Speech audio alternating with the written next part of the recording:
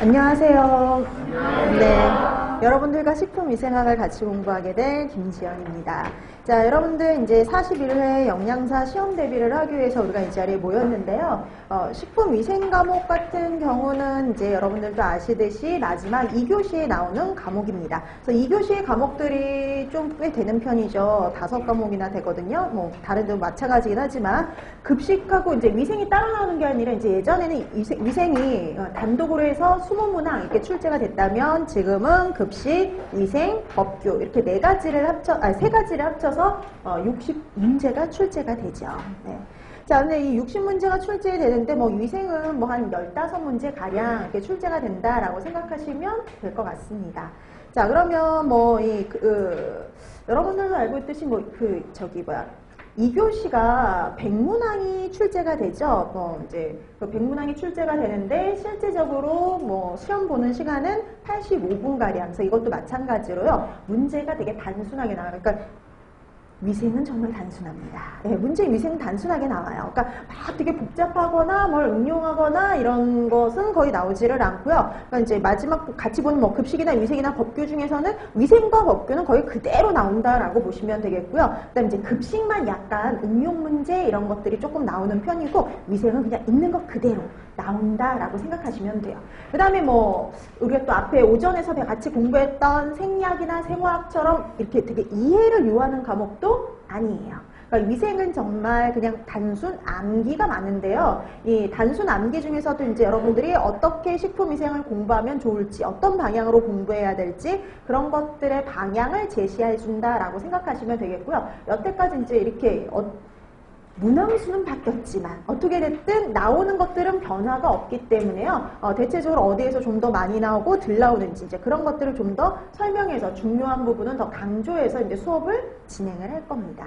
자, 그래서 뭐 수업 방식은 똑같아요. 그래서 여러분들이 수업시 열심히 들으시고 필요한 거 노트 필기하시고 그 다음에 되도록이면 그 수업 시간 내에 문제도 풀어서 되도록이면 몇 번을 이렇게 이제 수업 시간 내에 복습을 하다 보면은요. 저절로 그냥 알게 되는 것들이 있어요. 암기가 되는 것들. 자, 그런 것들을 좀 더 확실히 하기 위해서 여러분들이 이제 집에 가셔서 다시 한번 복습해 주시고 그 다음에 한 번 더 여러분들이 복습하실 수 있도록 제가 또 문제를 한번 또 나눠 드릴 거거든요. 그래서 수업 시작 전에요. 문제 프린트를 나눠 드릴 겁니다. 그럼 여러분들이 문제를 풀어서 지난 시간에 했던 내용들을 다시 한번 복습을 해 두시면 될 것 같아요. 자, 그래서 뭐 수업 방식은 생리학이나 생화학처럼 똑같은 방식으로 수업이 진행이 된다라고 생각하시면 될 것 같습니다. 자, 그럼 이제 우리가 식품위생에서 어떤 공부들을 할 건지를 대략적으로 한번 보기 위해서 봐야 되는데요. 거기 여러분 한번 차례 한번 보실래요? 차례. 자, 식품위생에서 이런 것들을 공부한다 이렇게 쭉 나와있죠. 뭐 식중독, 감염병, 기생충, 위생동물처럼 위해가 될 만한 요소들 뭐 이런 것들을 공부하고 뭐 보존법이라든지 살균소독법, 위생검사, 그 다음에 식품안전관리 인증기준, 해썹처럼요. 우리가 식품의 위생의 안전성을 확보할 수 있는 방법들에 대해서 이렇게 공부하는 게 식품위생이다 이렇게 생각하시면 되는데요. 보면은 이 식품위생은 이게 특별하게 많이 나오는 파트가 있어요. 어디냐면 식중독 파트. 그러니까 식중독 파트에서 가장 많은 문제가 출제가 된다라고 생각하시면 돼요. 그러니까 예전에는 한 6, 7문제가 식중독에서 출제가 됐었거든요. 그럼 이제 그래도 문항수는 줄었지만 여전히 많이 나올 파트가 그래도 식중독이어서 대여섯 문제 정도는 최소한 대여섯 문제 정도는 뭐 식중독에서 나올 가능성이 높죠.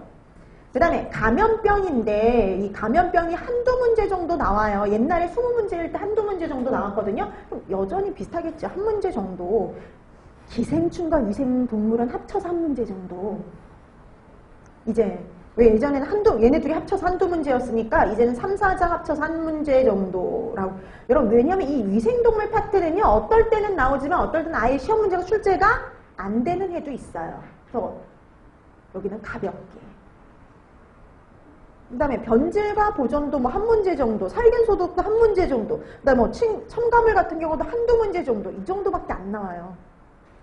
그 다음에 뭐 위생검사나 환경오염 파트 합쳐서 뭐 한두 문제 정도, 그 다음에 식품안전관리 인증기준, 해썹에서 한 문제 정도. 그러니까 여러분 지금 보니까 문항수가 줄다 보니까 각 그 파트마다 뭐 거의 다가 한두 문제 정도, 이 정도밖에 안 되는 거죠. 유독 많이 나오는 파트가 식중독 이렇게 생각하시면 돼요. 그래서 여러분들이 식품위생을 공부하면서 가장 중점을 둬야 되는 파트는 식중독이다. 이렇게 생각하시면 됩니다. 가장 메인이고요. 제일 중요한 파트예요. 자, 그래서 가장 시험 문제에 많이 출제되는 곳 이렇게 생각하시면 됩니다. 자, 그럼 이제 우리가 식품위생 본격적으로